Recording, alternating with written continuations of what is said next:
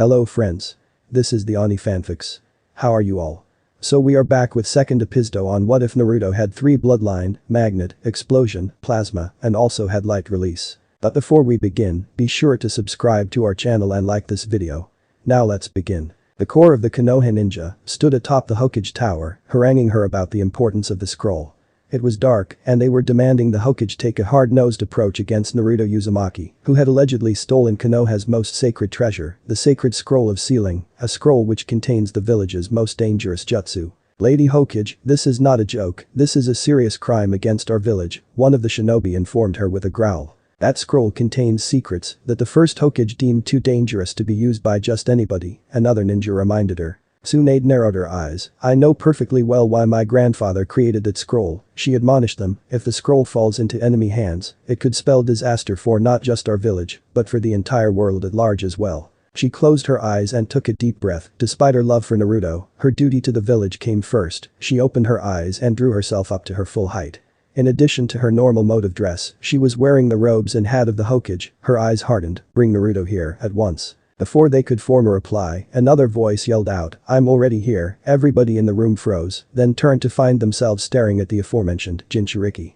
Standing next to the blonde was Anko Midarashi, another Kunoichi with rosette hair, and an Anbu wearing the cat mask, call sign, Nico, and I didn't take the scroll. That's right, Naruto has been in my presence for the last couple of hours, Anko told them. Sakura here can testify to that as well, as can Haruno Mabuyuki, then added, though in her current state of mind, she might not be a credible witness. If you say he was in your presence, the Hokage asked, then why come here? That would be enough corroboration to unfound the accusations. Uzumaki Naruto-san insisted on coming here, Nico informed her shadow. He wanted to prove his innocence beyond a shadow of a doubt. The other ninja present were astounded, with the testimony of 2 witnesses, and possibly a third, he would have been cleared. Why would he do that? One of those present ninja asked. Because with my flash clones, I could have pulled off the theft and deliberately allowed myself to be seen in other places to throw off suspicion, Naruto informed them. I wouldn't even need to be there if all I wanted to do was read the thing.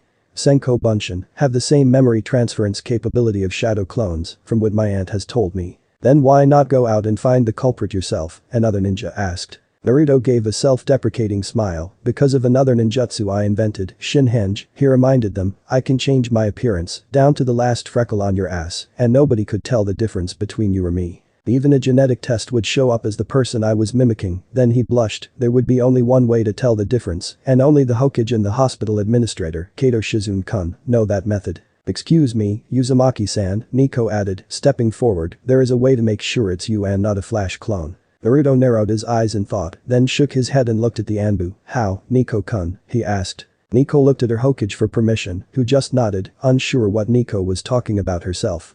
Nico stepped forward, turned to Naruto, and bowed. This is just a demonstration, please do not take what I'm about to do personally. Naruto, still confused, was in the process of nodding his head when Nico drew back her hand and punched him dead in the face. Nico is a powerful Kunoichi, and while the punch was not enough to knock him over, it did push him back several paces. He was holding his nose as a trickle of blood came leaking out. All the ninja present were shocked, none more so than Tsunade. She jerked her head to Nico. Explain yourself, Nico, she ordered. Why would you of all people punch him? My apologies, Hokage-sama, she bowed to her, then to Naruto. Naruto-kun, it was merely a demonstration, to show you that. Nico pointed at the blood coming out of Naruto's nose. Flash clones don't bleed when they're injured, just a trickle of light in the corresponding injury before it heals itself. So, does this mean every time I see Naruto, I get to punch him? Anko asked with a grin, cupping her fist. I could do that no problem. The other ninja present grinned deviously. Boys and girls, I get to punch him, anybody else touches him like that, I'll gut them and hang their corpse in a tree. You can punch me, Anko, Naruto growled. The kick be already healing the injury if you want to fight on your hands. Anko grew serious again. Naruto has insisted on being subjected to T&I and said he will only submit to Marino-senpai and Yamanaka-sama. She hardened her eyes. He felt any other member could be soft on him, and I have to agree, I know I would be soft on him. Agreed, Tsunade stated. Anbu.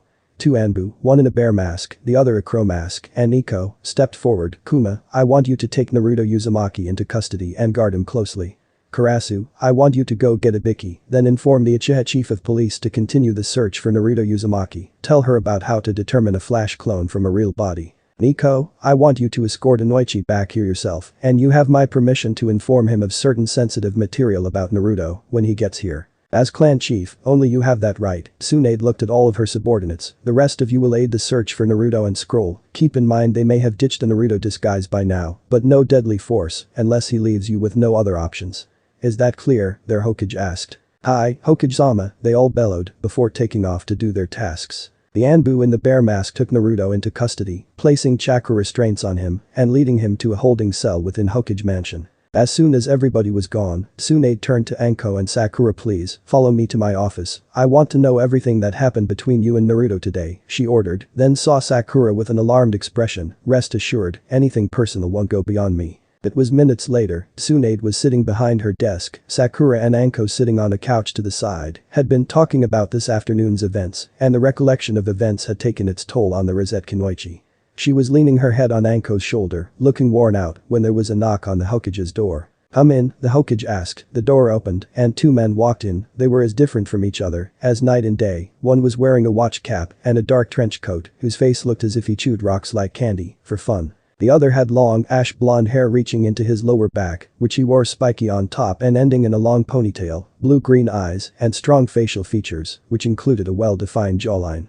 Inoichi Yamanaka was wearing the standard flak jacket over a black outfit, complete with handguards, forehead protector and a sleeveless red haori. Ah, Ibiki, Inoichi, thank you for coming on such short notice, Tsunade greeted them urbanely. Inoichi, I'm sorry for taking you away from your celebrations regarding Ino's graduation, but this is something that couldn't be avoided.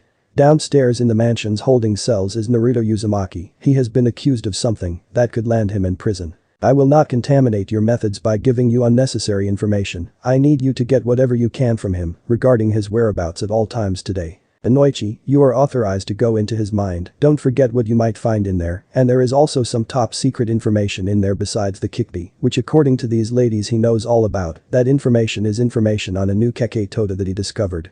Anything you discover about that is an S-rank secret, punishable by death if divulged. Sakura tensed up and looked at her Hokage, who waved her hand to indicate she had everything under control. Also there is information regarding a personal matter between Sakura of the Leaf and Mibuyuki Haruno, which Naruto was a party to earlier today. That information is need to know only you, and Ibiki-san, besides Naruto and the people in this room are in the need to know. Ibiki-senpai, use whatever interrogation and torture methods you see fit, Anko added. If Naruto is a cowardly traitor, then he would deserve it if you did your worst, she growled bitterly, and if not, well then nobody will say we went soft on him, because he's family. Ibiki looked hard at his junior in the department. You sure, Anko-chan, because those methods will leave permanent damage, not on his body, but on his mind. Most don't recover from that. Anko looked down, then up into her superior's eyes. It's what Naruto himself said he wanted, she told them, when Nico showed up at my apartment to get him, he specifically wanted you two to interrogate him. He said anybody else would probably be too easy on him.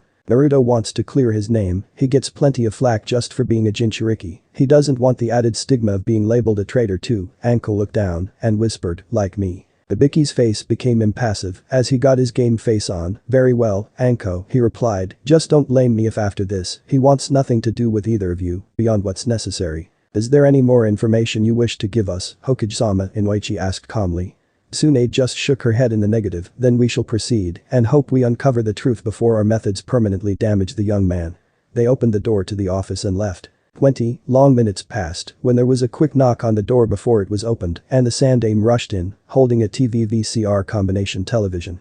Where is Naruto? He asked without preamble. Tsunade answered, sensing the urgency in her sensei's voice. He's down in an interrogation chamber with Morino-san and Yamanaka-san. Tsunade watched her sensei's eyes grow wide, then sat the TV VCR combo down on the desk. Here, press play, Hokage-sama. I'm going to avert a disaster before it gets any bigger, he said, and then turned and bolted with every bit of speed being a god among shinobi required. A few seconds later, a crash like thunder was heard in the bowels of the mansion, immediately followed by the sound of a collision with a wall. In the meantime, Tsunade, Anko, and Sakura watched what Sarutobi had left for them. They heard steps out in the hallway approaching. Hiruzen led the way inside, followed by a smirking Inoichi, and a head of T&I rubbing his head and whining. But did you have to hit me so hard into the wall, Sandame-sama? He sounded like he was just a step or two from bawling like a newborn. You could have just told me to stop. My apologies, Ibiki-kun, the third amended. It was as much adrenaline as it was chakra, but when one's loved ones are at stake these things tend to happen. Did anything interesting come up in the short time you were working? He asked. Ibiki's admiring smile made him somewhat handsome at certain angles. The kid's tough, and not just physically, but mentally too. We had been going at him hard for just a few minutes, but he just kept quiet, answering every question he felt like answering, but not budging on anything he refused to answer. I've seen Jonin crack with less, Ibiki qualified, then looking at the Rosette Kunoichi. He didn't talk about anything except his locations and movements, nothing of a personal nature about anybody but himself.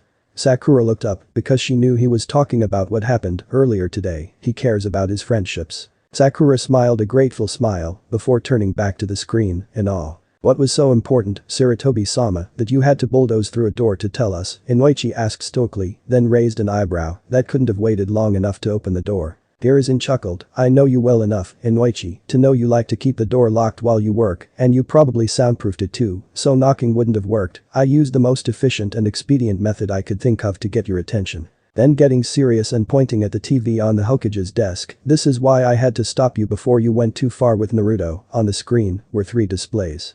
One on the bottom half of the screen, and 2 at the top, cutting the top portion in half. On the bottom portion was the video of Naruto entering the Hokage's office, locating and opening the safe to the scroll. It was a clear picture, with no ambiguity in who was on the screen. The top portion was different however. One side was video of Naruto, Anko, Sakura and Mibuyuki during their confrontation this evening, which took place at the same time as the theft. The other side showed the video at the top of the Hokage mansion. It showed everything that happened up there, from the meeting of the shinobi, Nico punching Naruto, to Tsunade, and the other 2 Kunoichi departing to talk in this very office. What was unique about the top displays from that of the bottom was the difference in Naruto's image. It looked like there were multiple Narutos at different places around the picture, doing different but plausible things as events unfolded. Each of them were different spectra, from red to violet, and they did not change any other participant's actions. The actions Naruto actually took were in the actual spectra of the shinobi's clothing, hair, and skin tone. There was a chuckle from the doorway, and they all looked up to see Naruto with his arms crossed, leaning casually against the doorframe. He looked a little worse for wear, but looking pretty good, all things considered. There was a difference in his eyes though. To those seeing it for the first time it was quite disconcerting. His eyeballs were completely white. The only thing they could liken them to was the Byakugan, but in the center, the pupil was in the shape of a diamond, running vertically, elongated to the north and south of the eyeball. They appeared to be looking at something with those eyes. We never thought about looking at me through a camera, did we, old man? He asked Sarutobi. Still viewing whatever he seemed to be looking at, Naruto explained his theory. The different spectra of light were some of the things I thought about doing in each of those circumstances, the least likely scenarios I considered, the further away from my natural spectra and facade you get. It must be a side effect from using a film camera. I wonder how I'd look in one of those new digital cameras, he asked absently. Everybody, except the Sandame and the Godame, were looking between the monitor and the ninja, wondering how the hell he could know what was being shown on the TV. Finally, Naruto moved away from the door, walking to the Hokage's desk. With your permission, Bachan, he asked, and she huffed but nodded. She had just had him tortured, and though he had requested it, it was still her responsibility. He was allowed some leeway to do what he must to clear his name. Naruto opened her bottom drawer and pulled out the crystal ball. Let's see what the perv ball can tell me about what happened in this room a few hours ago. All the Kunoichi in the room looked at the third, Hard, who looked like a little boy, caught stealing cookies, with his head ducked, arms behind his back, and toeing the carpet. Naruto began concentrating, feeling the molecules moving through the air, the floor, everything that was in the office, except the people currently inside it, then going deeper to the atoms, further to the electron shells, and deeper into the atomic nuclei. The nuclei and electrons began releasing photons, at first in the form of gamma and X-rays, then he began slowing the oscillations of the photons and lengthening the waves, which decreased their photonic energy. The photons projected out of their phase of matter and struck the crystal ball. They appeared in the form of beams, lancing out from the atoms and molecules that made up all the matter within the office. Naruto drew the light toward the crystal ball, making it bend around the other objects that were not in the room at the time of the theft, namely the people standing in it now, including himself. It accumulated within the crystal ball until the ball could not contain it anymore. Naruto, the Sandame asked, what are you doing? Without looking, Naruto thrust his hand out and with a twitch of photokinetic impulse, moved the light switch down and off, which darkened the room, and finally answered his grandfather figure. I had a thought experiment last night. What if light was one piece of a whole? It gets emitted from whatever its origin happens to be and propagates through space and time as a wave of electromagnetic radiation until it hits some form of matter and breaks apart. When it hits the gases and dust particles in our atmosphere, it scatters, reflects, refracts, and diffuses, which is where we get blue skies and why the sun looks yellow to us. it continues to travel, losing speed, impacting different phases of matter, which has a Doppler effect on the propagating wave of EMR. The waves compress as they strike the surface of the molecules, which causes the vibrational frequency of the photon to increase oscillations, adding energy to the photon, causing it to phase shift into different parts of the spectrum. Visible light, UV, X-rays, then gamma rays, each phase absorbed by the different particles of an atom. Well, physics tells us that neither matter nor energy can be created or destroyed, the same should hold true for electromagnetic radiation. Another spooky aspect is atoms sometimes react to stimulus that is applied to a different atom, monks call it spooky action at a distance. What if this spooky action wasn't coming from the atom itself, but from the wave of electromagnetic radiation they share, if they share the same light source, which ultimately, we all do, the sun. The EMR is connected to every photon sympathetically, through space and time, which is what causes the spooky action. As he had talked, he continued to work his light chakra through the sphere, then looked around until he found a blank wall, and released the light from the ball. Here, he continued his explanation, absently, what I have done is reach into the atoms of the material substances of this office and found the photons that were absorbed at the time of the video, Gigi, used to save my hide, then converted them back into the visible spectrum for humans. I could have just kept it in the ultraviolet wavelength, but I need witnesses to be able to confirm what I see. He trailed off as the image came into focus. To be sure, the picture was not perfect, there seemed to be gaps in the image, uniform in appearance, very much like the pixels one saw on a computer photograph. Naruto explained them as the pieces of the EMR that were not absorbed by the office. What they saw astounded them because projected onto the wall, performing the same actions they watched on the video was Mizuki. He had a sneering smirk on his face, he seemed to be congratulating himself on how clever he was. There was one moment when Mizuki's face turned bitter and resentful, and that was where Naruto narrowed his eyes. Naruto puffed his breath in relief, at least, Mizuki team wasn't able to recreate my true transformations. He must have been using the normal version. Then he turned to them, before the Hokage, does everyone in this room agree that they saw Mizuki no Konoha commit the crime of theft, that it was Mizuki, and not Uzumaki Naruto, who stole the sacred scroll of sealing? Before the Hokage, I, Saratobi Hiruzen, affirm that I saw Mizuki no Konoha commit the crime of theft, that it was Mizuki, and not Uzumaki Naruto who stole the sacred scroll of sealing, the Sandaime stated. Before the Hokage, I, Yamanaka Inoichi, affirm that I saw Mizuki no Konoha commit the crime of theft, that it was Mizuki, and not Uzumaki Naruto who stole the sacred scroll of sealing, the clan chief and director of torture and interrogation affirmed.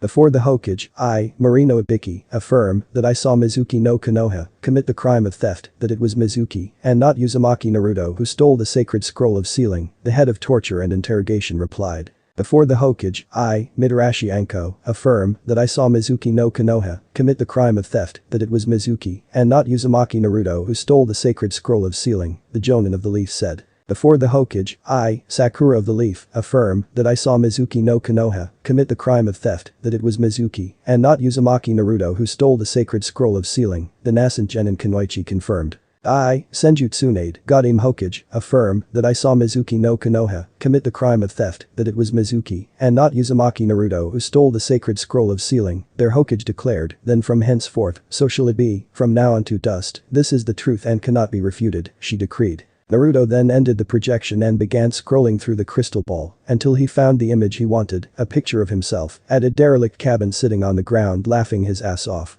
Mizuki thinks he's clever, well we'll see how clever he thinks he is when I put my boot in his ass. I found myself, he declared, then turned and knelt formally before his Hokage. Hokage-sama, I beseech thee, to allow me to arrest a miscreant who would have besmirched my good name, such as it is, with the citizens of Konoha. If I allow this, how would you get there, without being waylaid by every ninja out looking for you? Tsunade asked. We could go with him, they all looked, and standing in the doorway was Uzumaki Yugao, standing with her looking impassive was Itachi Uchiha, Hana Inyazuka with her companions the Himeru brothers, Kurina Yuhi, and Shisui Uchiha. Yugao was dressed as a normal jonin at the moment, and so was Itachi and Shisui. Hana was a chunin, and dressed as one, while Kurenai wore her regular outfit, consisting of a red mesh armor blouse, with only the right sleeve visible, and a very broad material, which resembles bandages with a pattern on it, similar to those of rose thorns. Her hands and upper thighs are also wrapped in bandages, and she wore the Konoha forehead protector and regular shinobi sandals.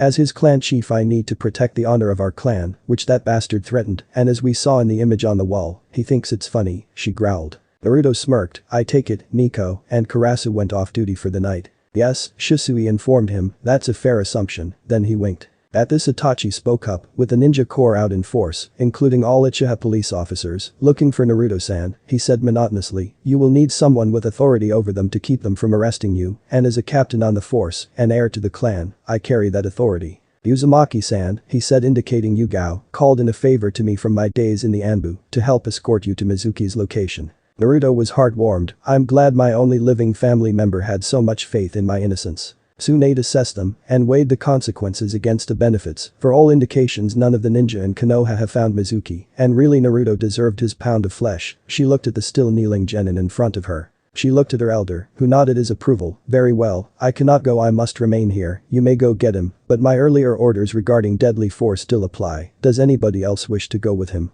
Anko looked at Sakura noticing her still saddened eyes. Lots of emotional trauma for the day, I'd like to, but I need to finish moving my new roommate into her room, then turning back to the others, just let me have a crack at him once he's in custody. I would really like to return to the graduation party in honor of my daughter, Yamanaka answered. I don't waste my time on petty amusements, Ibiki answered, besides, like Anko said, he'll come to us eventually, he said with a sadistic smile. I will go along to make sure Naruto doesn't go too far in his vengeance, Sarutobi answered. I want him relatively healthy for his trip through T&I, and then enough time to recover for his trial, he finished with a growl. After losing two sons to traitors, one in war and the other, Asuma, after grievous wounds from helping to quell the coup attempt on the daimyo by the 12 guardian ninjas, Hiruzen took the trail very personally. A new corps of guardians had been reborn from the ashes of the previous, and Konoha had sent the married couple Kakashi and Rin Haddock to represent them, though Rin was a reserve member now, because she was with child.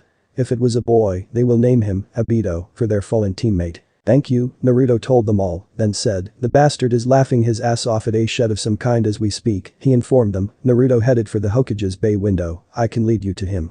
Naruto hopped out of the window, without a second glance, and the rest followed after him. Seals. At the shed, Mizuki has just finished his latest fit of laughter, he was still transformed into the demon brat. When Iruka backed out of stealing the scroll at the last minute, Mizuki thought about doing it as well, but the thought of taking that thing down a peg after its performance was too delicious to let go, that thing needed to be taken down. Before it destroyed the village again, and who better to do the taking down than the very people it had fooled into thinking it was human.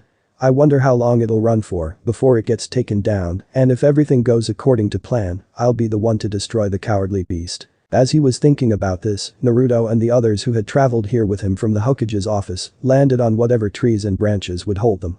Mizuki had not seen them yet, because any good ninja knows not to go barreling into unfamiliar territory, they studied the terrain. It was not a very large clearing, and indeed the only thing in the clearing was the shed, which looked like a laborer's building for them to rest in between work. Naruto saw himself, still chuckling at what someone thought would be a great prank, and got angry, but he was cautious still. Mizuki has the scroll, so what was he waiting for? And it dawned on Naruto, I don't think Mizuki team wants to get away. Very good, Naruto, Hiruzen congratulated him, what do you think he's waiting to do here? Naruto narrowed his eyes in thought, he saw the scroll laying on the ground, it looked untouched, like it had not been opened yet.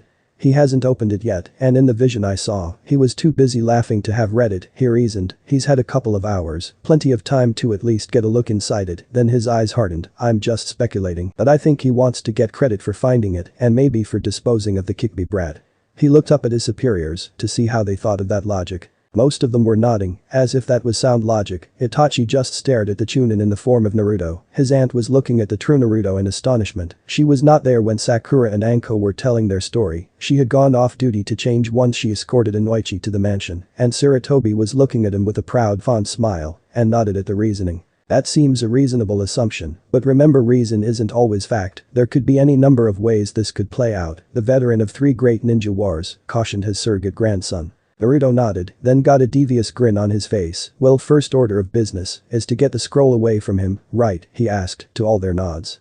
He put his hands into the sign he invented to make his clones. He calls this hand sign the Oculus, then whispered, Senko Bunshin, and one of his flash clones shimmered into existence at the foot of the tree. Sarutobi gasped, and as Naruto looked at him, he grinned, I've been experimenting with them to use other forms of EMR besides light, he told his research partner. I shall send the clone in to distract my former teacher, then uncovered a tattoo on his forearm. It looked like an expanded form of the Uzumaki spiral, only with dots along the arms instead of ink strokes. He applied a little of his normal chakra to one of the dots along an arm of the spiral and extracted a scroll from it. Yugao looked at him with wide eyes, Naruto, you're not going to, Naruto just grinned maliciously. What is it? Itachi asked sharply, yet quietly, and they were all looking at the scroll now, though still utterly calm. That tattoo is where my nephew keeps the dividends of his Bakyaku, explosion, chakra, that he uses to augment his already more efficient explosive fuinjutsu, she told them. The closer you get to the epicenter of the spiral, the more powerful the explosion. Not to worry, Naruto said seriously, this one is more concussive than destructive. Bachan said no deadly force, and I'm following orders.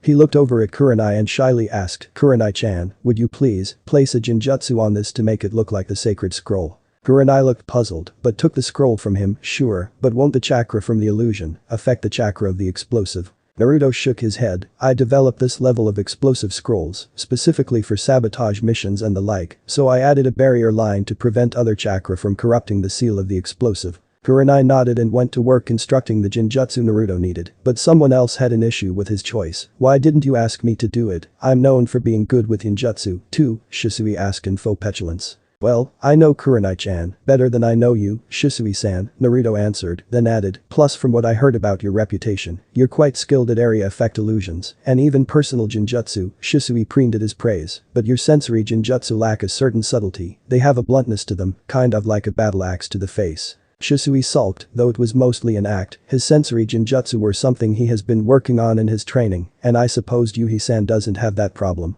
No, from what I heard, Naruto told him, her genjutsu are like works of art, and she can vary the intensity of her genjutsu in subtlety and nuance, as much as she needs to in all categories. That's why she's called the genjutsu mistress of Konoha, and you're still Shunshin no Shisui, Naruto told him, and there was nothing in his voice to indicate he was giving anything but cold facts as he saw them to the Uchiha. Kurenai handed him back his scroll. There was nothing about her demeanor to indicate she had listened to anything Naruto had said about her genjutsu acumen, but as he inspected it, he, without looking at anything but the scroll, said quietly, and she has pretty eyes to boot. Naruto, without turning to see how she took his last statement, turned to his grandfather figure, who was smirking at the genin, and handed it to Sarutobi. Here, Jiji, you've been around the scroll a lot more than we have, would this fool you if you didn't know any better? The Sandaime took the fake, sacred scroll of sealing, and growing serious, inspected the object closely, looking at it from one end to the other. This will definitely deceive anyone not as intimately familiar with the true sacred scroll as I am, Sarutobi assured, then turned to the Kunoichi who made the genjutsu. Very good, my dear, I'd say Naruto's assessment of your skills is accurate, to say the least. Thank you, Sandaime-sama, she bowed with a modest blush on her cheeks. I have a question, Hana stated. Her companions were on the ground, sitting in readiness to do their mistress's bidding. They all looked at her to go on. We've been sitting on this tree having a grand old time, talking like we're at a family restaurant. Why hasn't Mizuki been alerted to our presence, she asked. He may not be the most competent ninja out there, but he is a chunin. Before the others could begin to wonder about that as well, Naruto answered it for her. That's because of me, he said. What I'm about to tell you all is an S-rank secret that only the Hokage, myself, Oba-san, and Sandaime Jiji have been privy to, and now maybe Sakura-chan, Anko-chan, Marino-san, and Yamanaka-san. They all nodded for him to continue. I have a kekkei tota that allows me to control electromagnetic radiation, or what is commonly known as light. I won't go into detail, but what is relevant here is that I have an M field that I can project around me like a bubble. I can convert it to different wavelengths along the spectrum. Tonight while we've been coming up with our plan and bantering, I converted it to the microwave bandwidth. Microwaves don't have much use as far as we know, he said indicating himself, Yugao and Hiruzen, the latter two just nodded, but we've discovered that they have the ability to disrupt sound waves. When we landed here on the tree, I projected my M field to encompass this tree, and the microwaves have been channeling the sound waves coming from this tree into the ground. They all looked at each other, but before they could continue talking, the former Hokage, the leader of this mission because of his seniority ordered, let's get back on mission, now isn't the time for scientific inquiry. Hi, Sandaime-sama, they answered. Naruto pointed his fingers at his own Kitagen. I'm deactivating my Dojutsu. When I do, I cannot maintain this wavelength with my M field, so ninja stealth after that, understand? The rest of them nodded in understanding. Naruto signaled his clone to get his attention, who looked at him and his creator, made a slashing motion, and deactivated their eyes of luminance. Then Naruto signaled his clone to start the op, and the clone began to act the part of the distressed fugitive. Naruto came running into the clearing, looking like he had been running for quite some time. He entered the clearing, breathing only a little heavily, when he spotted his duplicate and stepped back in shock.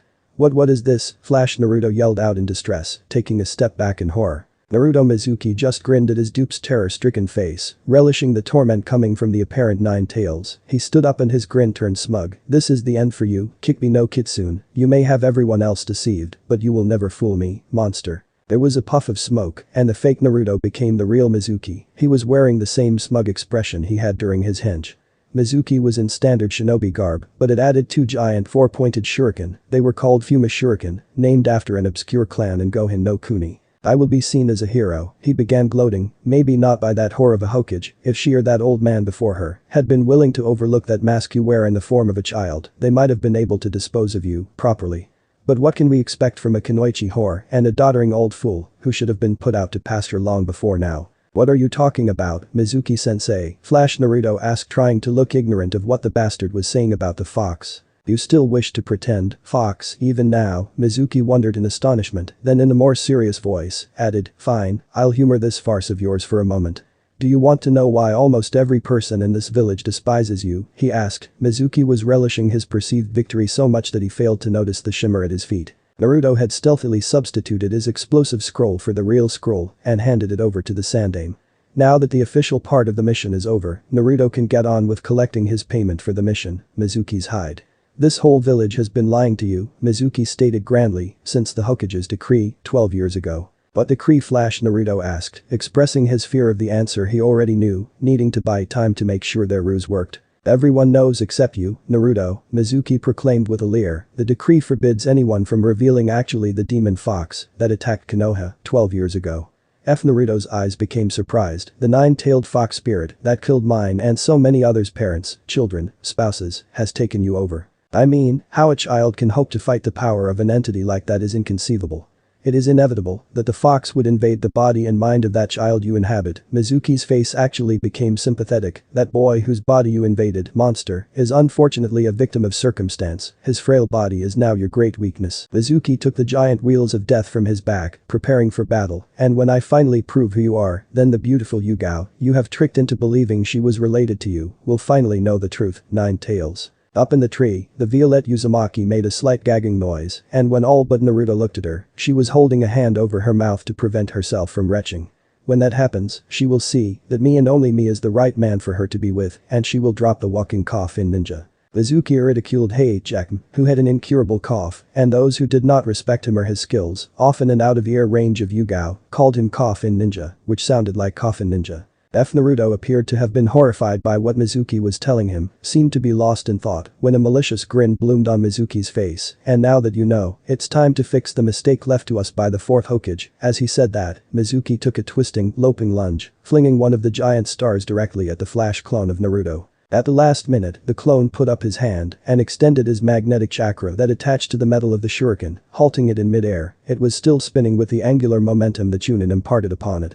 Mizuki was surprised by the move, but figuring the creature's action a fluke, continued his own motion and threw his remaining shuriken at the creature. Flash Naruto added a little more angular momentum by increasing the rate of the shuriken spin, using a touch more magnetic energy to one side, before releasing the Fuma Shuriken, sending it back the way it came. The first shuriken intersected with the second, but because the first shuriken was spinning and also moving faster than the second shuriken, thus increasing mass, the first Fuma sheared through the second, like the Raijin no Ken through butter.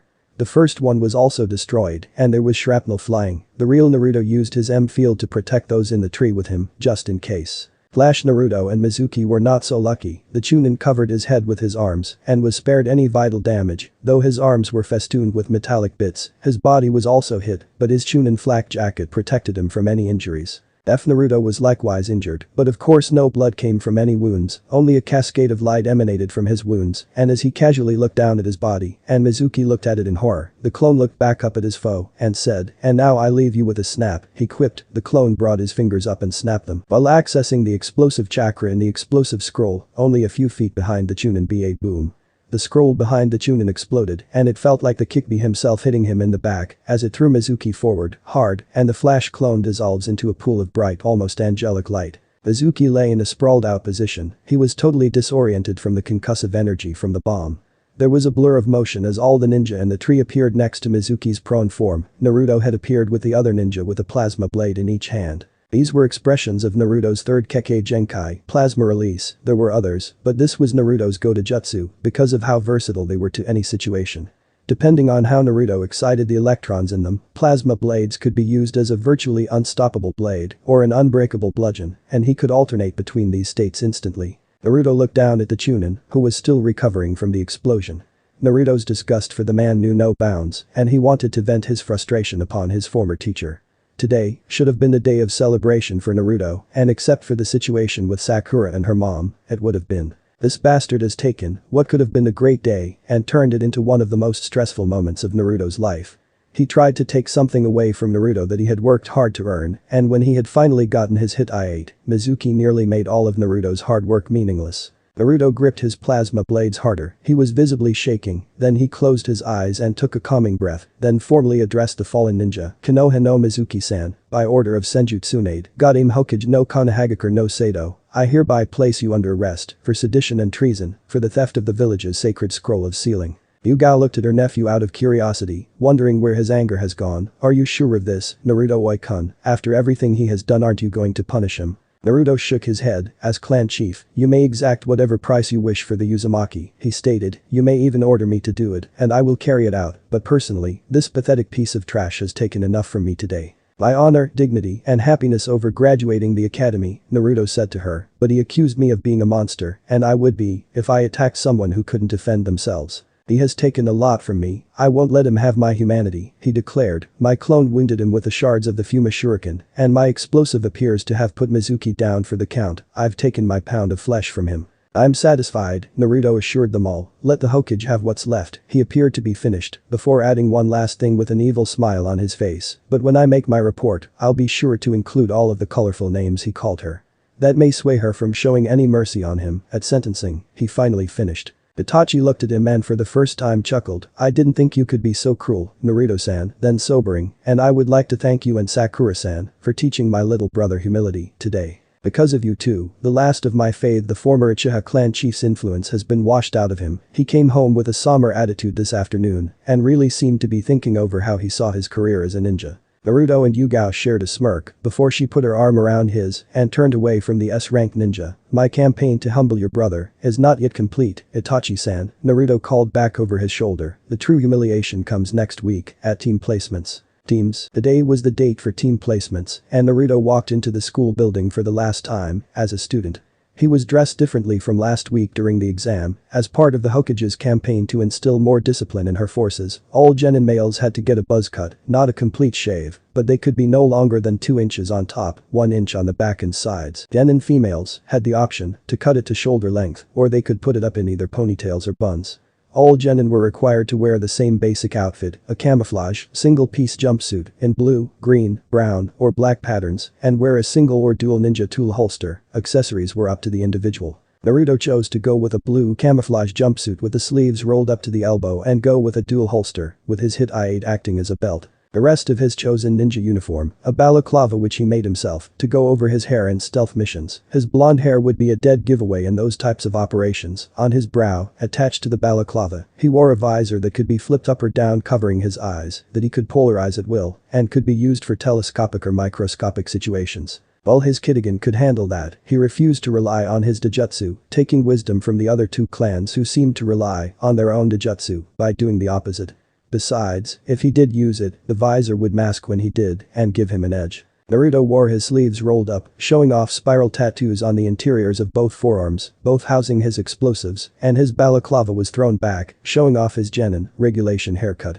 A flat-top crew cut. He rounded his new look out with a pair of flexible combat boots, flexible meaning no steel toe, leather, fingerless gloves, and he wore a Kevlar utility vest worn over the torso, which had the Uzumaki spiral sewn on his back and the harness for a back-drawn tsurugi blade going down Naruto's spine, and finally, his 10-fist sword. Also called Totsuka no Tsurugi, which was not the sword's original name of course, that had been lost to time, but what Yugao had told him the original owner called it when he showed it to her. It is 3 feet long pommel to tip and as black as the inside of a sack and seemed to absorb even the light that struck it, reflecting nothing. It had no ornamentation whatsoever and the hilt met the base of the blade in a wide isosceles triangle, but the sword was in one piece because the blade seemed to crest out of the triangle until it ended in the tip. The scabbard he carried with the sword was 4.5 feet long and cut along the top, so the blade was suspended a good 18 inches above the bottom of the scabbard by the triangle section, or it would fall right through the bottom of the scabbard. Naruto had tried to study the sword a few times since he awakened his light release, but no matter what he did, any form of EMR would be swallowed into the blade. Other than that, it acted like any normal blade, but it was insanely sharp. Yugao Oba-chan said it was his through inheritance, but refused to tell him from whom or from which side of the family it came. He assumed it came from his paternal family, but she refused to confirm or deny his assumption. Naruto entered his class, he was the last to arrive today, and noticed the difference. These were still individuals, but they were individuals within the restrictions set forth by the Hokage. Sakura had chosen to go with the forest green camouflage motif, a single holster for ninja tools on her right hip, and her hair was styled into a bob. She kept the sleeves rolled down and wore scarlet fingerless gloves and her own flexible combat boots. Her forehead protector was wrapped around her left bicep, but resting outboard on both of her thighs were a pair of sai. Naruto was reminded of a pink rose, with her hair spectra, and the thorns were truly deadly. Naruto had made her a shema, a sort of hooded scarf that she could wind around her hair for stealth missions. He had made it out of blood red crimson, goat wool. It was his graduation gift to her. Hinata Hyuga wore the black camis, was in a dual holster configuration as Naruto, wore her hair in a loose bun, and her headband as a choker. Over the top portion of the jumpsuit was a leather hooded jacket that had many pockets and was zipped nearly to the top, with a gap for air to circulate. She also wore a pair of gloves with small spikes on the backhand section that went from the wrist all the way to the second knuckle of each hand, and for her head though, it was mostly to give her the same edge as Naruto. He made her a balaclava with the same visor attachment, also presented to her for graduation. Ino Yamanaka wore blue like Naruto, had a single holster, and was one of the few who did not have to change her hairstyle, since ponytails were her original hairstyle, and wore purple trainers, her nod to individuality. She was also wearing a purple shema that was down around her shoulders at the moment. He had sent it to her through her father. Naruto did not want a fellow ninja's death on his conscience if he could do anything to prevent it. Because, if his own hair would be a beacon on a stealth mission, then her hair being almost white had to be just as bad. Inoichi must have had to order her to wear it as father and clan chief. The Nara in their midst was wearing brown camis and had simply cut off his ponytail to meet regulations, had his hit-8 on his left arm, wore standard ninja sandals, and had a single ninja tool holster. Choji chose green and went completely bald, adding a Hapuri-style forehead protector framing his face with a dual holster design, and wore ninja sandals. Tibo also went with a forest green camouflage, which he covered in a brown leather jacket with a hood for Akamaru, wore a crew-cut fade hairstyle, which with his Inyazuka fangs, made him look downright menacing, which he loved, of course. Tibo chose a single holster, so he could add a set of nunchaku which had claws at the end, a graduation present from Naruto. It would add something extra to his fang over fang and other maneuvers of the Inyazuka Taijutsu style. Though he would deny it, Kiba was moved to tears by the gesture and had trained with them for hours on end to get proficient with them. From what Naruto could see, Shino chose the black uniform, a faded style cut, as well as ninja sandals, but could not tell anything else because the Abiram still wore his thick overcoat and sunglasses. The Uchiha decided on black too, with a single holster design, regular combat boots with a steel toe, which Naruto felt through his Jiiten sensing. Sasuke had what is known as an Ivy League hairstyle, adding a vest like Naruto to add the Uchiha crest to his wardrobe, and balanced his kunai holster with a jut, a truncheon used by police officers. Meant for combating swordsmen, with its fork, the officer could hook the blade out of the warrior's grasp, and the thick metal bar could block all but the most powerful blows. Naruto shuddered when he felt the steel within those steel-toed boots. I give him 3, maybe 4 months, then he'll be throwing those steel-toed monstrosities into the ocean. That or he'll be really irritable, because those things will be damn near pinching his toes off. Naruto walked over to Sakura, who was sitting with Hinata, and spoke to them both. Hello, Kunoichi-sans, he said with a cheeky grin, how were your weeks leading up to today? They both just smirked at each other before turning back to their friend. Ano, my family didn't make much of a fuss until they found out I was going to have Kunoichi of the Year status. That pretty much shut the elders up until they learned you beat me in all other categories, Hinata added grimly. Naruto gave her a knowing smile. I wouldn't worry too much about that, Hinata-chan, he cautioned her. They still haven't announced the final results. One should never prepare for victory or loss when the war is still not over. Believe it. Sakura looked puzzled, but Naruto-kun, with your performance, surely you'll be Rookie of the Year. Anko-sensei said something about the averages not being a factor in determining class ranking. Don't you know by now, Sakura-chan, he admonished her, nothing a ninja says should be taken completely at face value, you know. Then said something cryptic. Yugao Oba-san says one should always look underneath the underneath when dealing with ninja. But Anko-sensei is a friend, Naruto-kun, Sakura declared. I've said the same thing to her, and you know what she said. The two Kunoichi shook their heads. No, she said, it especially applied to friends and even teammates because one never truly knows anybody. They were about to talk more when Iruka entered the classroom. He was different today than normal. He appeared to be disturbed by something. He called the class to order, and his quiet, almost menacing aura quelled the newly minted genin faster than a million shouts. He began, I will begin by reading the class rankings, starting from dead last to rookie of the year. I will answer no questions until the end, so no interruptions, he ordered. Uzumaki Naruto 27th, Akimichi Choji 26th. That got quite a few expressions of surprise from the class. They thought his name would be the last one read. Iruka, however, went down the rankings steadily and with as much passion as the stone faces on Hokage Rock, meaning none. Yamanaka Ino 19th, Nara Shikamaru 18th, 17-6, Nameless, Aburam Shino 5th, and Yuzuka Kiba 4th, Uchiha Sasuke 3rd, Hinoichi of the Year, Hinoha no Sakura, Rookie of the Year, Aika Hinata. They all turned to look at the dead last, whom they all expected to get a much different result. He looked at them all, with a knowing expression on his face. Kiba, who had known Naruto longer, knew that look. It was the look Naruto used when he was proven right in his jutsu experiments. It said, Naruto knew this was going to happen. It was neither a triumphant nor defeated expression, but it was the expected outcome.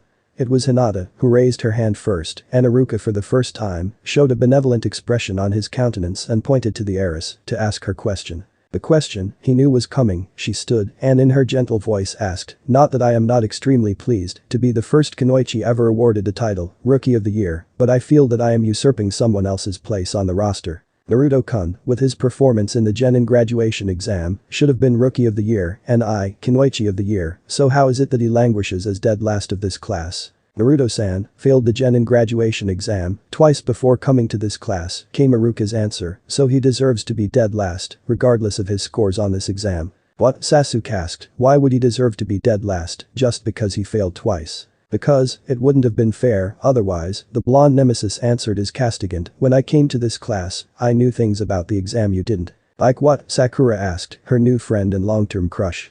Even Shikamaru was awake for this, because it was something he did not know, nor did he figure it out, and this was the first time since he was 3 and began playing shogi that has ever happened. But there was another test buried beneath the entire exam, something I had to swear to keep a secret before I would be allowed to try again, Naruto told her, and what the class rankings are really for, and what they mean after the academy. What test? I don't remember getting another test, Ino asked. Choji had even stopped eating too, as it dawned on him, if Naruto had not been in this class, then Choji would be dead last. And please enlighten us regarding the rankings purpose, Bug Boy entreated. Naruto looked at their sensei, who shrugged his shoulders. I'll answer the first question, and let Iruka sensei answer the second. Once we know our teams, he told them, to Iruka's nod, the test I'm talking about is a stress test, to see how we handle the mild stress of the Genin graduation exam. Mild stress, the Nara in their midst scoffed, troublesome, that test caused me to miss precious moments I could have used for cloud gazing. Really? Naruto quirked an eyebrow, then how much wool gathering would you have done if you knew the class averages meant nothing in determining class rankings? You could have heard a pin drop after that revelation, and it was at this point when Iruka decided to speak. It's time now to announce on which teams you will all be placed, their sensei stated. They all remained quiet, now not knowing what would happen. They were off balance, which was kind of what the brass wanted to see, how they handled shocks to their system. Teams 1 through 6 and their Jonin sensei were gone through quickly. Team 7. Haika Hinata, Konoha no Sakura, Uzumaki Naruto, your Jonin sensei will be Yuhi Kurenai. Team 8. Uchiha Sasuke, Inuzuka Kiba, Aburam Shino, your Jonin sensei will be Mitarashi Anko. Team 9. Is still in rotation. Team 10. Yamanaka Ino, Nara Shikamaru, Akimichi Choji, your Jonin sensei will be Uchiha Shisui. The class was not sure if they should be happy or wary of the teams they had been placed on. They were still waiting for Naruto or Iruka to tell them the purpose of the rankings. Now, I understand you all wish to know how the Hokage came up with these combinations for you all. As one, the class nodded their heads, except Naruto, since he already knew the criteria for choosing the teams, well for one team at least. Firstly, but for 2 exceptions, all teams are chosen for balance or harmony within the teams, usually using the 3 basic ninja skills. Physical prowess, chakra usage, and kunai and shuriken acumen. The thought is that if you train together, you will be able to iron out or at least cover each other's weaknesses to prop each other up in times of hardship. There are but 2 exceptions to this criteria. The first is conditional, if there is a member in the same class from 3 specific clans. The Yamanaka, the Nara and the Akimichi, also known as the Inoshikacho team, they are always placed on the same team to promote good luck for the village, and so far, it's worked. There is even a superstition associated with those clans that as long as all 3 remain strong and alive within Konoha, then the leaf will thrive, but should even one of these clans leave or die out, then Konoha is doomed. The three members of these clans represented in this class had never felt so much pressure on themselves than they did at this moment. What a drag, the Nara in their midst growled. What is the second exception to the balance rule, sensei? Sakura asked, but from the set of her shoulders, she may have already guessed the answer. The second exception, and this is the reason for the class rankings, Iruka confirmed, the Rookie of the Year, the Kunoichi of the Year, and the official dead last of the class are always assigned to the same team, and they are the flagship team of Konoha. Whenever Konoha participates in a foreign Chunin exam, they're always chosen to represent a leaf in the foreign country. Right now, Konoha has two such teams in rotation, Team 9. With Haikaniji, the Rookie of the Year last year, Shin Tenten, last year's Kunoichi of the Year, and the dead last for that class, Lee Rock, because their Jonin sensei, Maido Gai, felt they weren't ready to become Chunin and thus did not submit their names for consideration.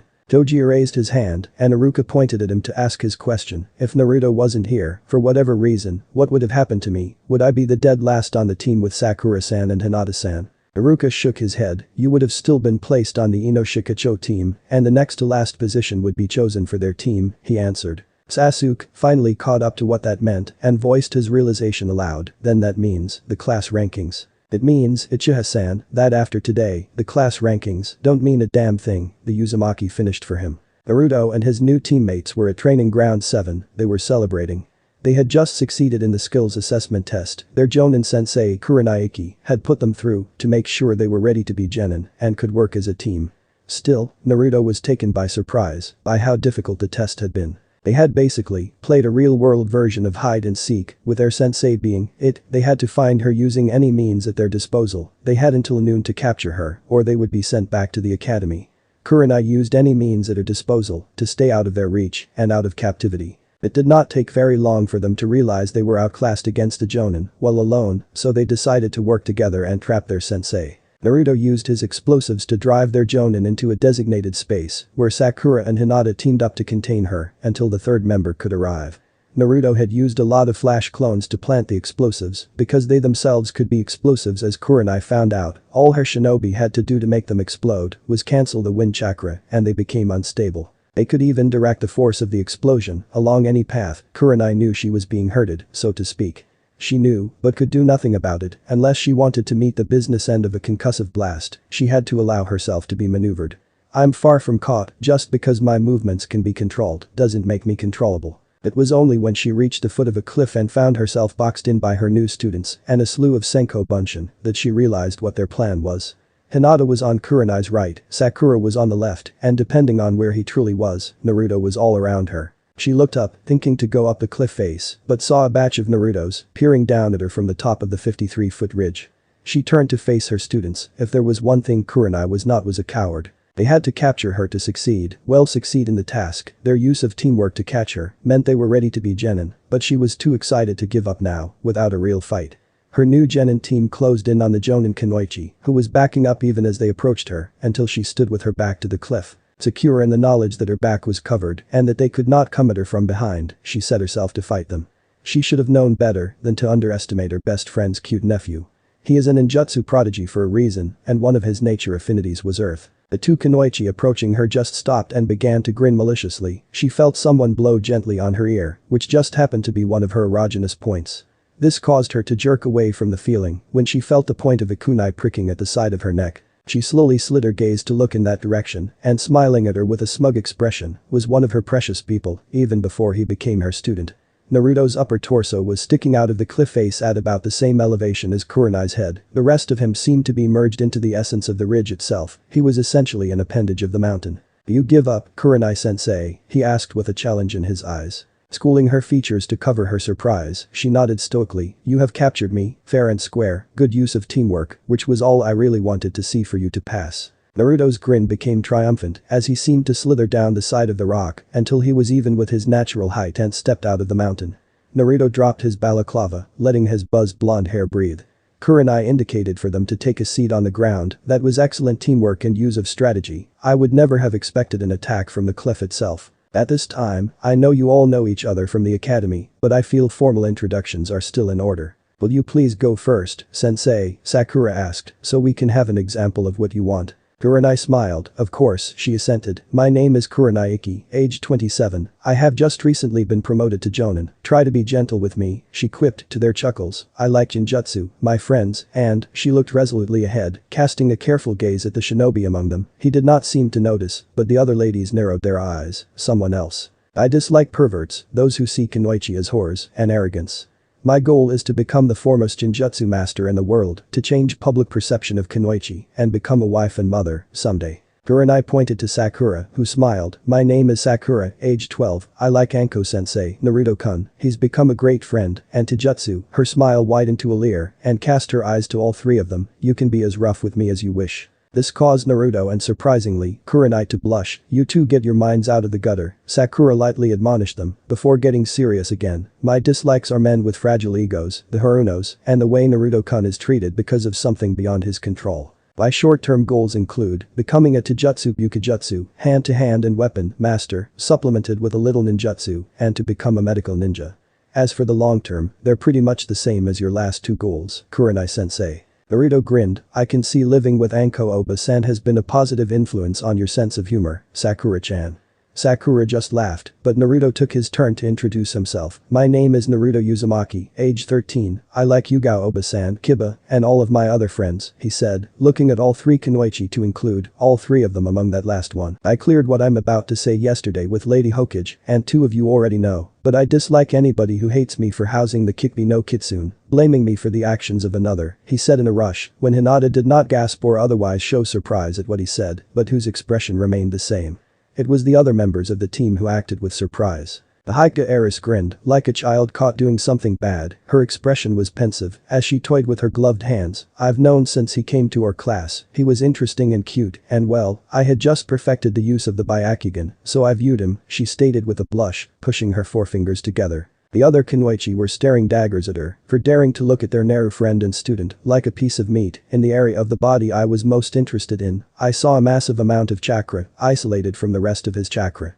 I didn't know what it was, I still didn't until you told me just now. I just knew that it was separate from you and not a part of you. She looked up at the boy. You were you, the chakra wasn't you, but now that you've told me, I feel loads better.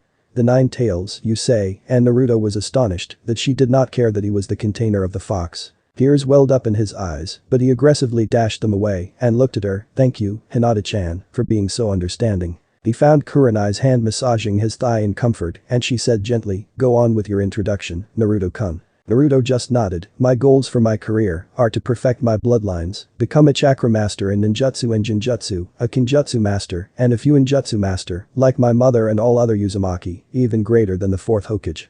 My personal goals, he said raising a finger, which brought the three kunoichi closer, are a secret. The three kunoichi face fell to the earth, he smirked at them as they sat back up and gave him ugly expressions. Kurenai pointed to the Haika to finish introductions. My name is Hinata Haika, age 12, I like Taijutsu, and I'm interested in learning sensory jinjutsu. I dislike my clan's attitude toward others, like get over it, we have funny eyes, big deal. I wish to abolish the cage bird seal and the elder Haika advisors. My goals are as stated previously and to become clan chief, a mother and a wife, in no particular order. Kurenai remained seated on the ground and smiled. This is our first day as a team, I know it's traditional for me to allow you to go home to rest after completing the genin skills test, but I'm still too full of energy. There is one thing I want to do before we head toward home, she pulled 4 slips of paper out of the bodice of her dress and continued, these are chakra paper. They're made from trees that were grown on pure chakra alone, they will tell me what kind of nature affinities you all possess. She passed the paper around to her students. Now, channel your chakra through the paper. I know that some of you have done this before, but do it anyway, please. Kurenai demonstrated as she spoke, channeling her chakra into the paper, which caught fire and became soggy. Then to everyone but Kurenai's surprise formed into a vapor. This indicates that I have an affinity for fire and water, and the kekkei genkai, oil release. That's a secret between the team, and only a few others know about it besides you, including your aunt, Naruto, your sensei, Sakura, and of course the Hokage. I use it to aid my jinjutsu in effectiveness and as a poison mist. I'll demonstrate that later. Now Naruto, please channel into the chakra paper. Naruto complied, already knowing what it would indicate. He got the expected 3 primaries. The paper split in half, with one side crumpling and the other side crumbling into dirt. He got the 3 secondaries.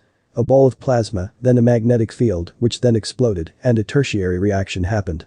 The paper began to emit a blinding white light. Naruto raised an eyebrow and spoke, that last one is new, but not unexpected. What do they all mean, Naruto-kun? The Haikyuu wondered, that last one was beautiful. Well, the first three were from my primary elemental affinities.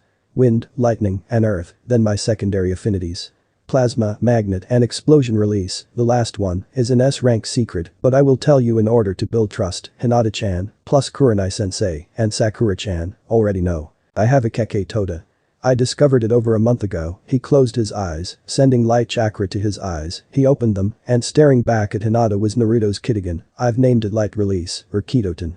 Naruto spent the next few minutes explaining some of what he had learned over a month ago with the Sandaime and Yugao Uzumaki, keeping the parts concerning the Byakugan and the Sharingan to himself, but he did explain the Kidoton and what he could do with or without it. So, well, I do have telescopic and microscopic vision. Unlike Hinata-chan's Byakugan, I do not have omnivision. Wow, Hinata whispered, you really are humble, Naruto-kun.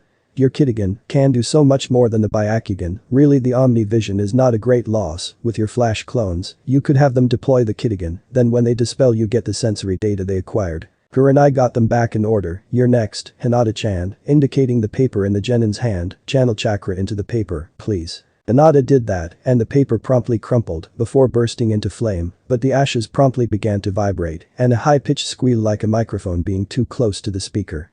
Naruto promptly stubbed out the paper, which immediately quieted the noise.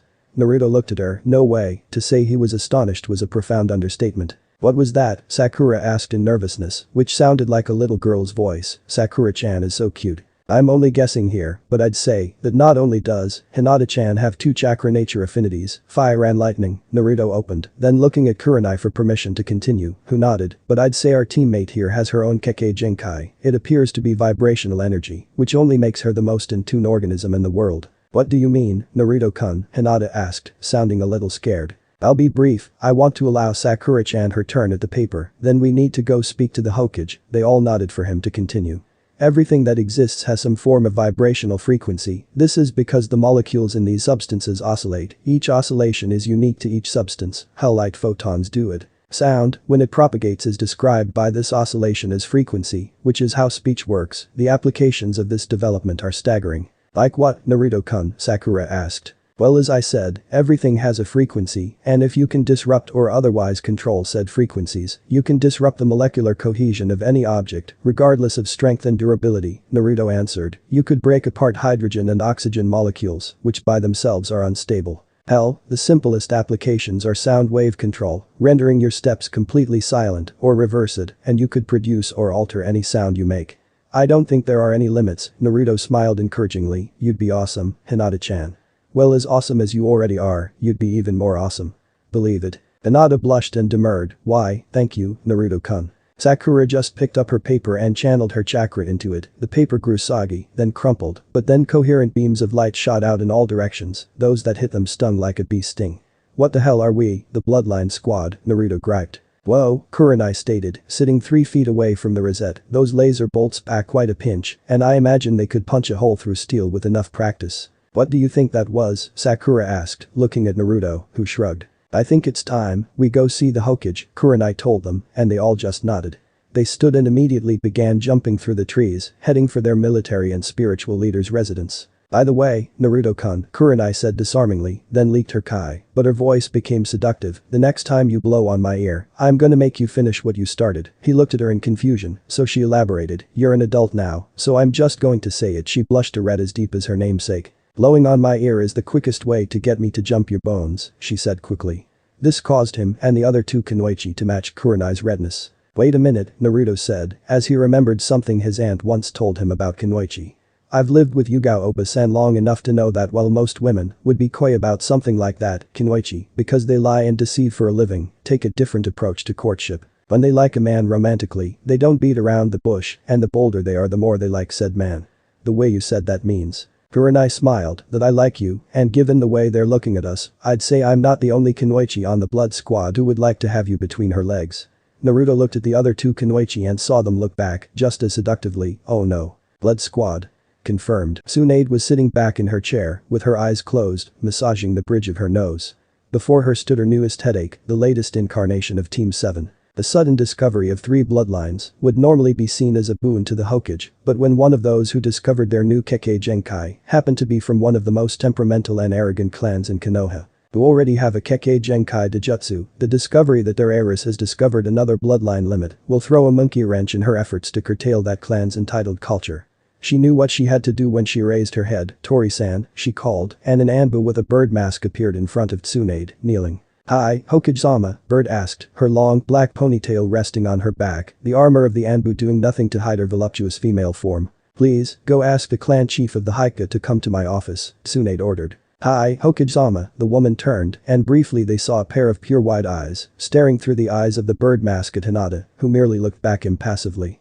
There was a slight hint of an upturned proud smile on her lips before she shinned away. Tsunade keyed her intercom. "Natsume-san, will you please convene the elders in my office as quickly as possible, we have much to discuss." "Hi, Hokage-sama," was the reply. Then she turned to Sakura. "I may know what your bloodline is, Sakura-san.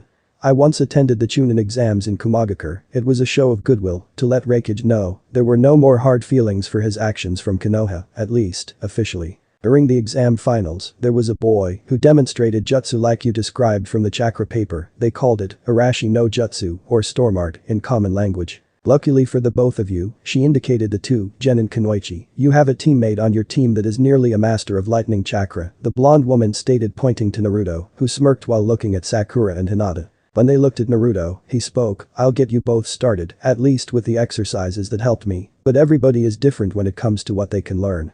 I'll let you 2 create your own jutsu, like I have," he stated firmly.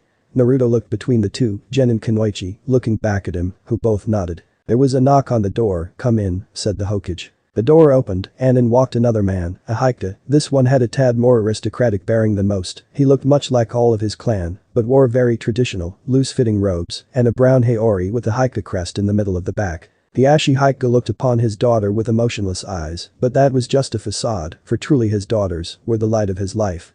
Both were strong. Hinata had become the strongest fighter in the Haika, eclipsing even his nephew's strength, who was considered the strongest Ken fighter in the clan, and with her Jiku style, was able to defeat him. He was immensely proud that she had become Rookie of the Year for her class.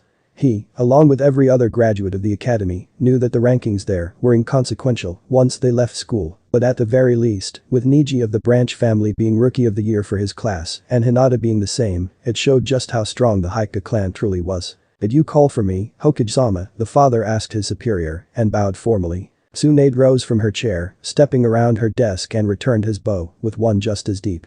"I have, Haika Dono," she smiled, then indicated Hinata and the rest of her team. "It seems Konoha has acquired 2 more kekkei genkai. You know, as we all do of Naruto Uzumaki and the 3 bloodlines he has displayed for us." Hiashi nodded at that. "Well, it seems his teammates have their own bloodlines.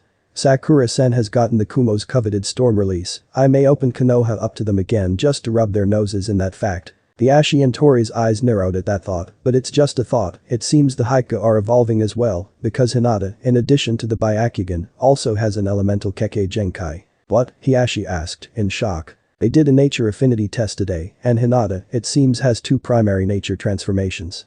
Fire and lightning." That surprised Hiashi, who looked at his daughter. She remained stoic on the surface, but she could feel his warmth for her. There was never a doubt in her mind that her parents loved her, and she returned it, but Haika were very private when displaying emotions. They only did it with their closest loved ones. Hinata may not follow all of the Haika's pretensions, but she viewed the stoic nature as an asset. Her soft-spoken nature was a version of that stoicism. She practiced Zen meditation every morning to help her control her emotions. She even practices them during her katas for the Jiku while meditating, calling it moving meditation, and it helped her remain calm in battle. That she was willing to show her seductive side to Naruto should have told him how strong her feelings for him ran. Tsunade continued. The test also revealed a secondary element, that of utilization of vibrations. Naruto explained some of those applications to her, though with it being an unheard of ability, she'll have to make any headway with it on her own. The Ashi could not be prouder of his daughter. He very nearly beamed, the corner of his lips twitching a few times.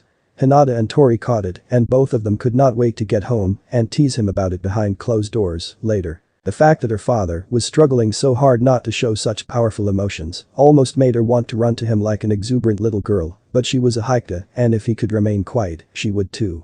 She and Hanabi were daddy's little girls after all, and his love was all they needed for now, though Naruto was fast approaching that level of feeling in Hinata's book. Well, the elders may have an issue with this, they'll see her as an abomination to the clan's future. They're such fanatics about clan traditions, any deviation tends to turn off their heads, he said sourly. I for one, see it as a sign that our clan has so much more potential than we allow ourselves to realize. The Ashi grimaced, which means, unfortunately, we don't have anyone who can teach her about her nature chakra, her fire usage, which she uses in conjunction with her taijutsu style, she had to learn on her own. May I speak, father? Hinata asked respectfully, she goes on at his nod.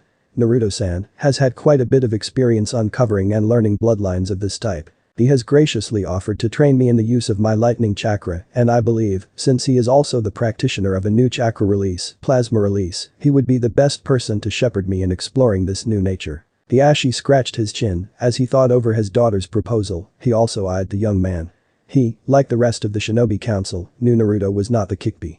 That was not what he was worried about, it was letting his daughter, whom he was not blind to the fact that she had feeling for the shinobi, be alone with an older teenage boy. The Ashi sighed, then disappeared, and when he reappeared, he had a chakra-coated index and middle finger poised over the boy's heart. As long as the only exploring he does with my daughter is regarding ninjutsu, he growled, or I'll reduce the Uzumaki by 1, here in Konoha, understood, boy. Naruto had not flinched, as soon as the man began moving, he had activated his M field. You have my word, Hika-sama, Naruto stated, that except for sparring, I will lay no finger on Hinata-san, that she doesn't allow, nor will I ever abandon her.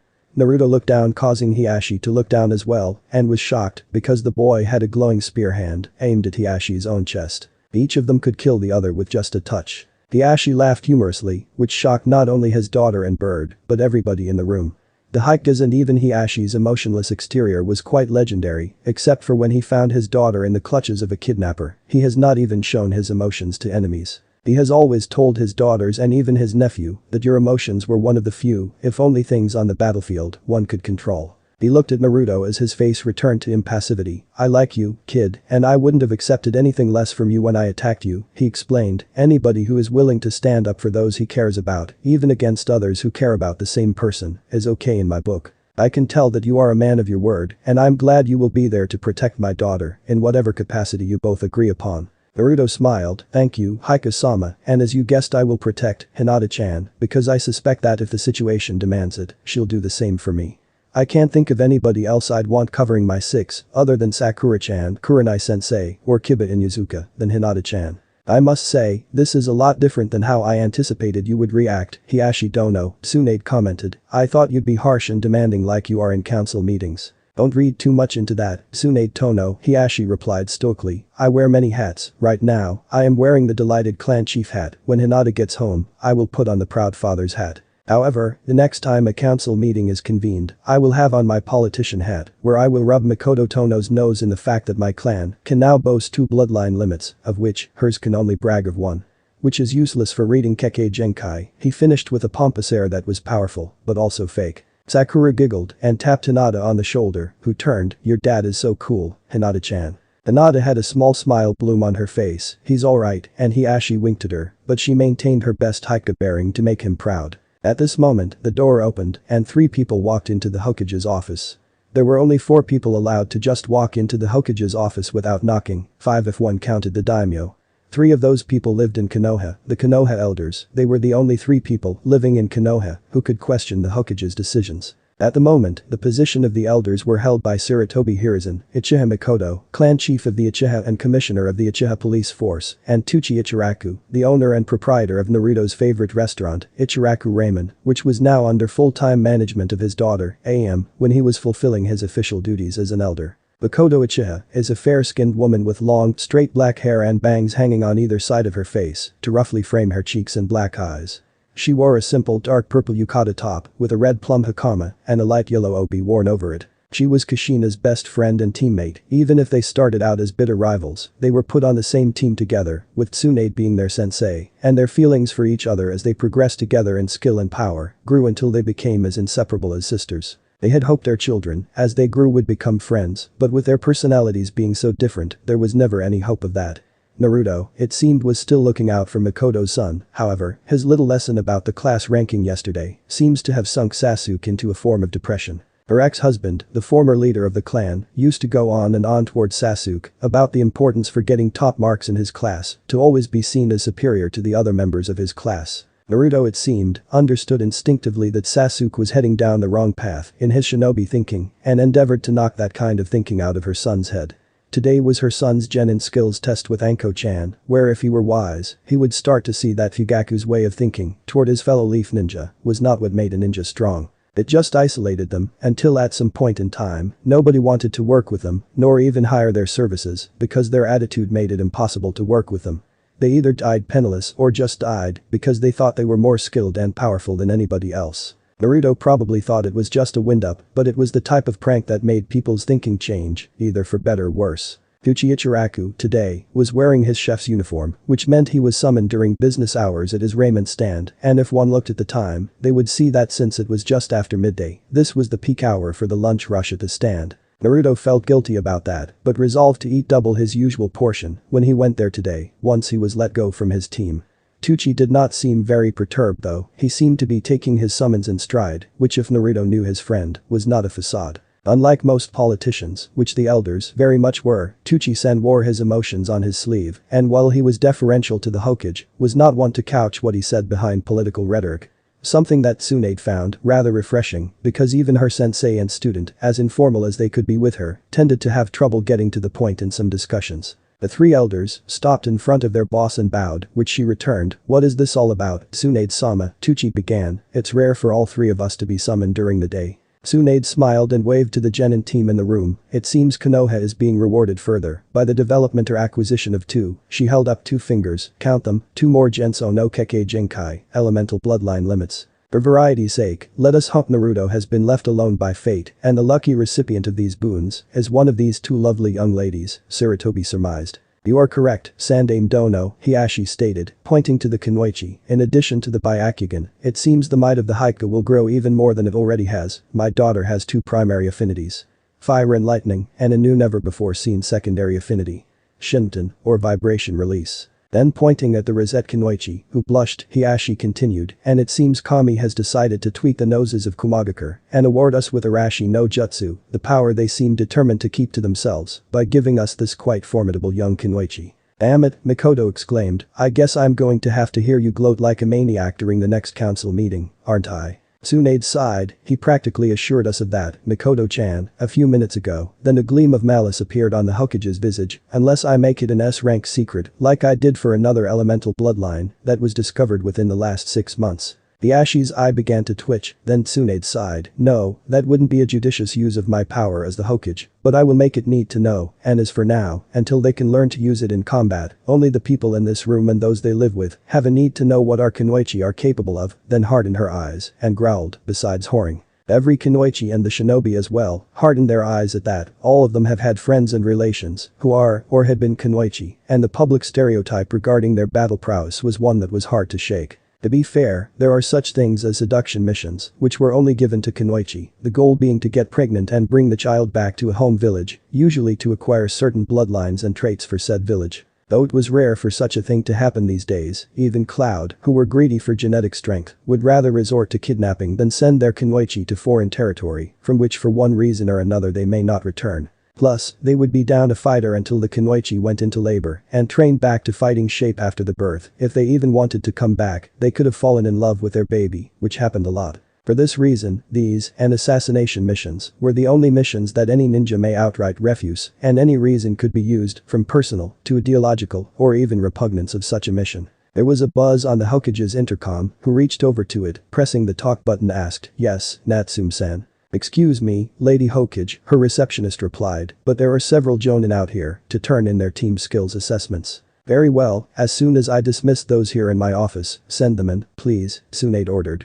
"Hi, Lady Hokage," Natsume answered. Tsunade looked up at those in her office, getting ready to be dismissed, all except Kurenai-san, and the elders are dismissed. The elders may leave if they wish, or stay, it's up to them. All of the genin bowed to their sensei, then the Hokage and each of the elders, Sakura-chan and Naruto-kun, bowed to Hiashi-sama, who as soon as she came close to him, fell beside his daughter, placing a paternal hand on her shoulder, filed toward the door, opening it, and left. Of the elders, only Tucci elected to leave. He could have stayed. As an elder, he had the clearance to be there for anything the Hokage allowed him to be. But ninja business was ninja business. He would not understand the significance of what he heard even if he stayed. Even if both his fellow elders would have explained it to him, meetings of this sort would go a lot faster without him, but he was learning a great deal about Konoha he never even suspected, and his ignorance was vanishing every day. As soon as they all left, several jonin came through the office door and fell into line before the Hokage.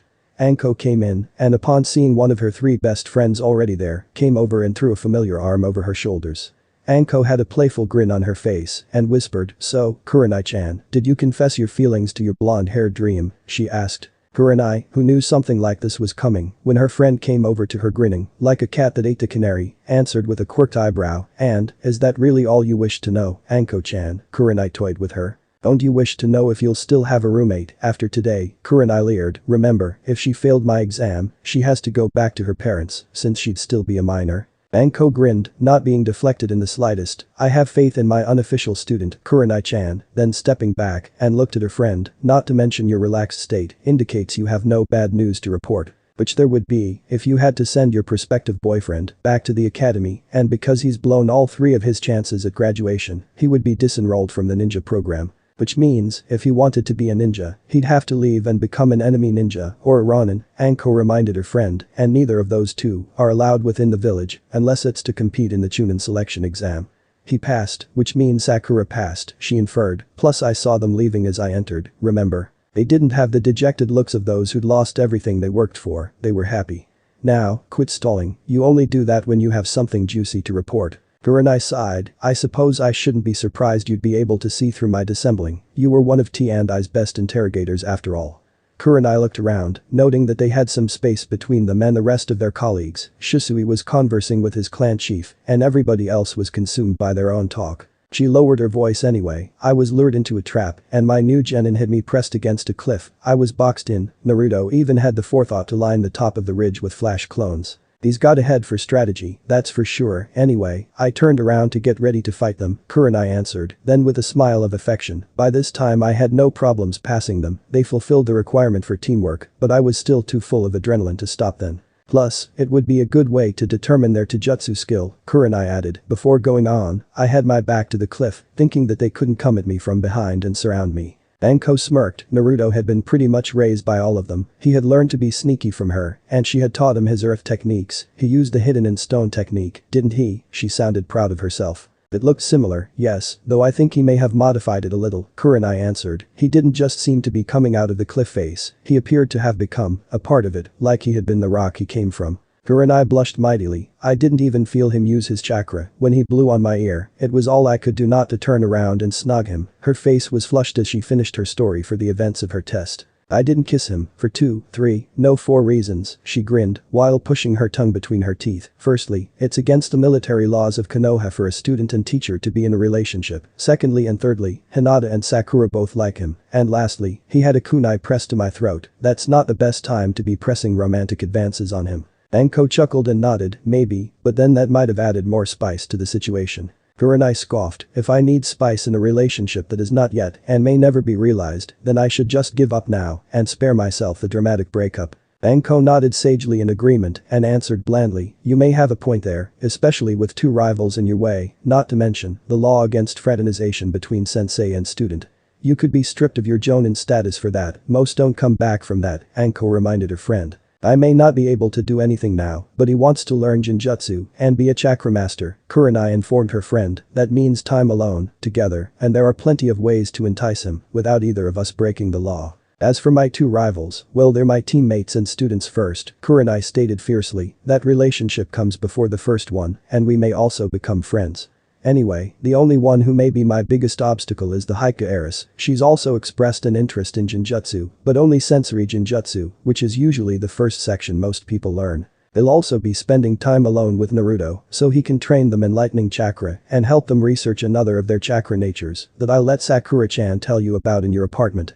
At Anko's questioning look, Kurenai answered quickly, "It's need to know, and right now, nobody else in this office has a need to know, except you." Anko nodded at her friend's assertion. "As for your question, the answer is yes, I did confess to him, sort of." Anko gave Kurenai a confused look, so she answered, "I told him that blowing on my ear, though only for specific people, which I left out," she grinned wickedly, "was the quickest way to get me into bed. Ah ha ha ha, Anko laughed out loud. I remember when another man did that to you in Market Square. Kurenai's eyes went cold as Anko continued to recall that event. You placed a genjutsu on him so demonic that he defecated in his britches. Kurenai developed a smile that was all teeth. As I said, only certain people will get me into their bed when they do that, everyone else will feel my wrath. Anko leered as she continued to probe her friend's resolve. Certain people, she needled. Kurenai just grinned. Well, only one person at the moment, and it's been that way for over a year, since his last birthday. Let me take a wild guess. He's got blonde hair, like the sun, eyes like the blue sky, and is an ninjutsu prodigy, Anko assumed, but is interested in genjutsu, probably to challenge himself. Am I right? You are, the genjutsu mistress of Konoha confirmed. They were still whispering, though the emotion Kurenai displayed was pure and fiery. All right, the Hokage raised her voice, calling the meeting to order. All conversations ceased as she did so. I will call the team number, and that team's jonin will say if they passed or failed their genin team, understood. Hi, Hokage-sama, they all answered, in a crisp military manner. Tsunade began, Team 1. Fail, Matsuoka Jonin stated. Team 2, the Hokage asked. Fail, said Durimaki Jonin. Team 3, asked the Hokage. Yashi Shimizu sighed in disappointment. Fail. Don't be discouraged, you'll get another chance if you want it, Mikoto reminded her. Team 4, Tsunade Senju asked. Epic fail, Hayashi-san growled, then turned to the Uchiha matriarch. I'm not trying to insult your son in any way, Uchiha-sama, she stated with a bow, but while your son is handsome, I cannot understand the fierce loyalty he inspires in his fangirls. They were also concerned about getting to be with Sasuke-san, they didn't even try to help each other. She turned to the Hokage. I know it's not my place, but they don't even deserve to be sent back to the academy, they would be a disgrace to Kunoichi if they passed. Noted, Tsunade stated. Team 5. Hailed, Kaya Sato asserted. Team 6, she asked. Hailed, Sungmin Kim declared. Tsunade looked at Kurenai and asked, Team 7. Pass, the crimson-eyed Jonin declared, then added, and I'd officially like to add the title. Kai no Buntai, Blood Squad, to our team's official file. Whatever for, one of the other Jonin questioned. Kurenai smiled, for reasons that the Hokage and the elders only need to know, at the moment. Team 8, Tsunade moved forward to get this done. Asked, Anko smiled, they're now my personal playthings, she stated rubbing her hands together. The rest of the Jonin, except Kurenai, shuddered at the thought of Anko being in charge of children. Tsunade just grinned. Team 10. Shisui stated, they pass, though barely, my biggest headache will be to get that damn Nara to do anything but stare at the sky all the time. I had one on my squad when I was a team sensei, Mikoto advised, you've got to put the fear of God into them, otherwise you'll never get anything but the bare minimum from them. Thanks, Oba-san, Shisui nodded. That concludes this part of the meeting, Tsunade declared. Those of you unable to pass a team, please go to the mission office and you'll pick up your next assignments. After they all left and the three with a team remained, waiting to hear what the Hokage had to say, well, this has been a momentous day, she said. The next Chunin exams are in 6 months, they'll be here in Konoha, she reminded them. Now don't push them any further than absolutely necessary, but I'd like for Konoha to put up a good showing. Now, Kurenai, your name change for your team is approved, and so saying the Hokage wrote out the new name on the form that read. Blood Squad. Confirmed. To be continued. Remember to subscribe and like this video. See you in the next part.